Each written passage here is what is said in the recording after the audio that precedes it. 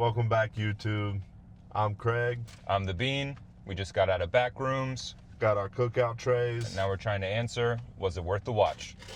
So what's your initial reaction? So good, but let down. I don't feel like I got answers that I wanted. Yeah, I'll leave it at that.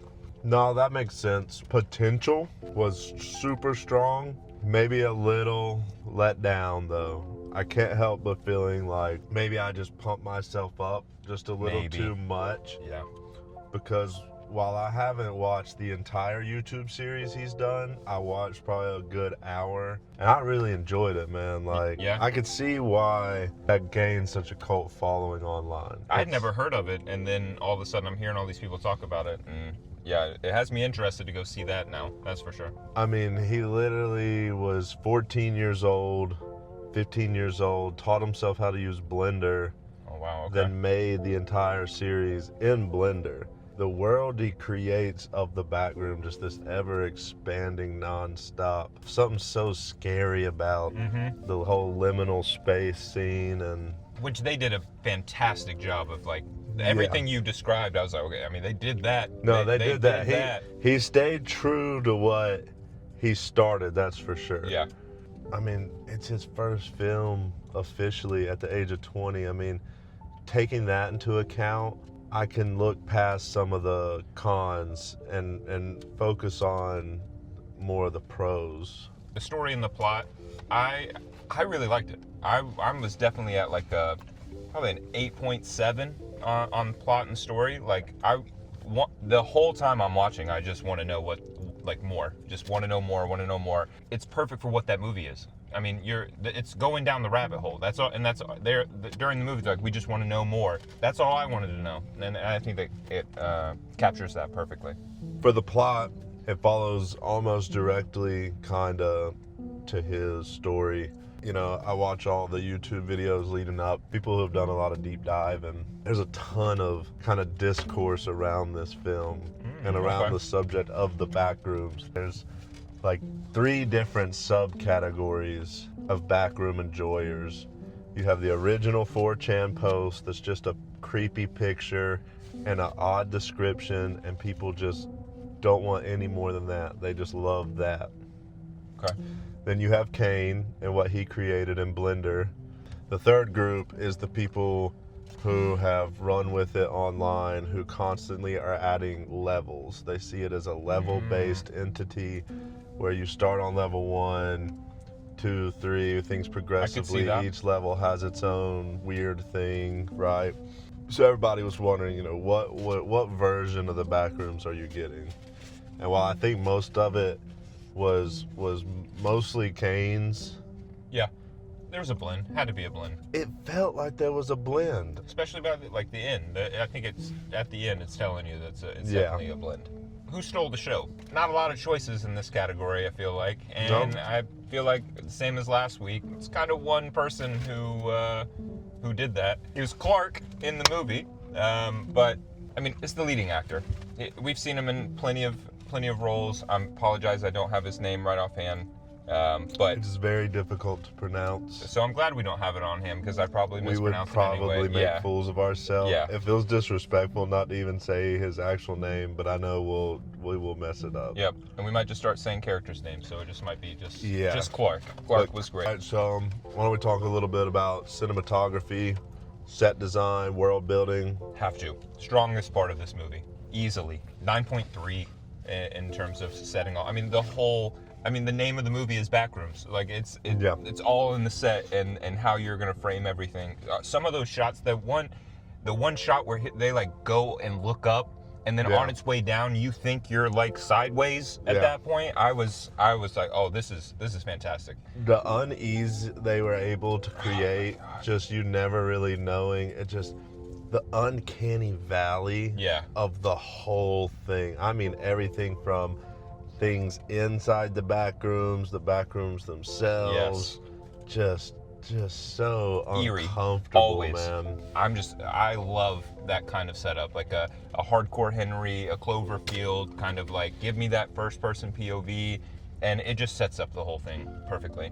I think hands down most of the best moments in this film were during the handheld footage stuff. I would honestly, I'd have loved to see more. Like, Yeah. give me an entire series of just handheld backroom adventures. I just want to explore as much of the backroom as possible. They literally built the set. Like, it's They had to. 20,000 square feet of, like, it could be even more than that. It is all there. It's not just like green screen rooms or just like a cheap way to do it. They were like, no, we're gonna build this entire thing. Yeah, it felt super real. Yes. It felt like you saw the actors putting their hands on all this stuff. Like, set design, 10 out of 10, Yeah, dude. absolutely. Flawless. It gave the creepy feel of the back rooms. You heard the constant buzz of the fluorescent lighting, the eerie yellow endless walls. And you get an answer enough to why it's kind of set up the way it is in certain places. Like, you definitely get enough of an answer to figure that out. The visual storytelling of this movie, I mean, that I want it almost its own category, because that was like a 10 out of 10. I mean, just, there are so many silent scenes in this movie, and but you get to learn everything you need to know from Clark's, the actors' performances, and just how they're operating throughout the scene. The cinematography sets that up for you. You don't have to say anything. You don't have to hear them go, oh, what is that? You get to feel that, and they set that up for you. And so that was an absolute masterclass of just visual storytelling. But what did you think about the score, the soundtrack? I mean, the theater was a little quiet, I think, but... Listen, I think it was one of his strongest points outside of set design. I think one of the strongest points, because it was always that liminal, creepy music. That style of music is just so off-putting and eerie. It is, yeah. And I do think the quietness of our theater maybe didn't give you quite as strong as an effect as it could have. But it was still there.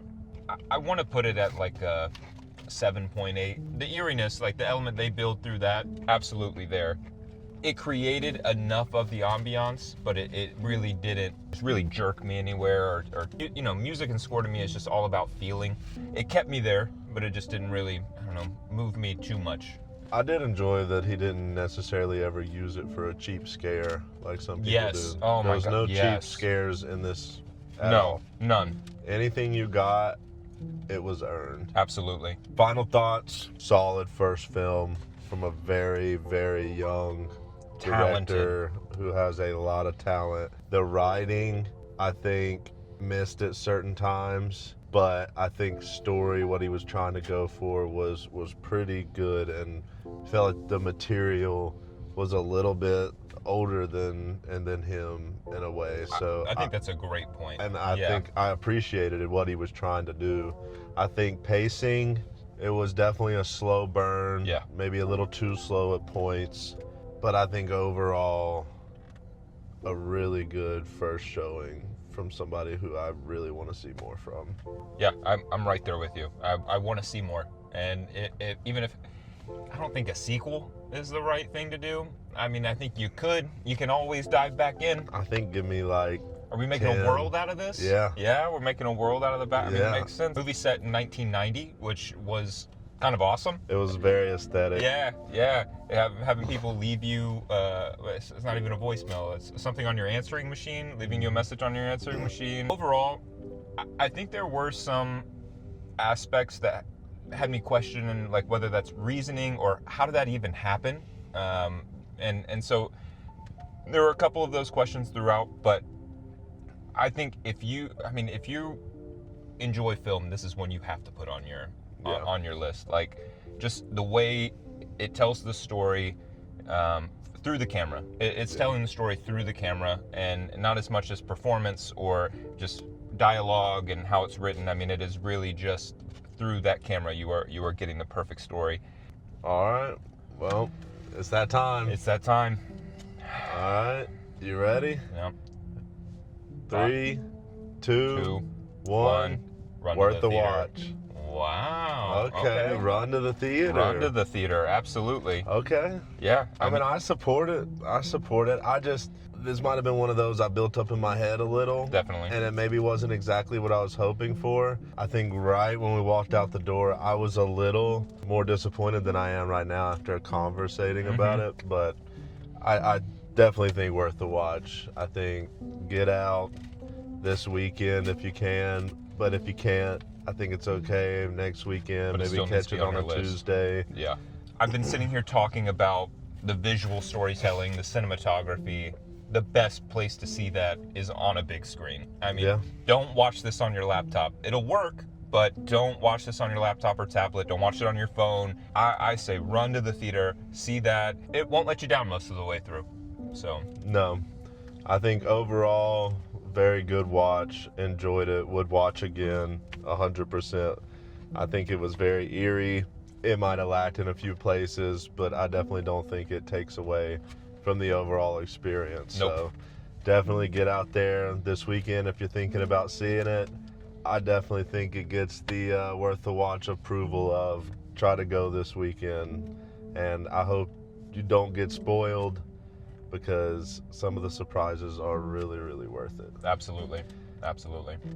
Well, we appreciate you stopping by. We hope you enjoyed it. Let us know down in the comments. Are you going to go see it tonight? You going to see it tonight? You going to go see it this weekend? If you do, please let us know what your favorite part of the film was. And once again, thanks to Cookout, Trey Smash once again. Empty. You got to get the AMC A list, because once again, baby, on the house. 4 movies a week. A 4 week. movies a week. A week. A week. Well, thanks for watching, everybody. Go out and see a movie. And make sure to bring a friend with you. Thanks for watching.